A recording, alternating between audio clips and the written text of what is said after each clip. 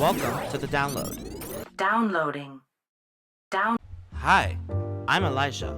Welcome to the download. Today, we are taking a look at the motion effect feature, Waymark's latest update to add energy and movement to visuals throughout your video.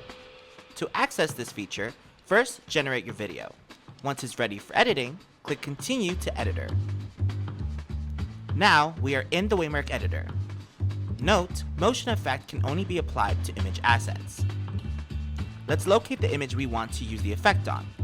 Click Edit, toggle on motion effect, and here we are. Click and drag positions A and B to indicate the start and end points of the motion over the selected image. Choose between zooming in or zooming out as the image moves from position A to position B. Select the amount of zoom using the slider. Changes are automatically saved and can be seen when playing your video. Just another way to make your video unique. Try out yet another great feature here on the Waymark platform.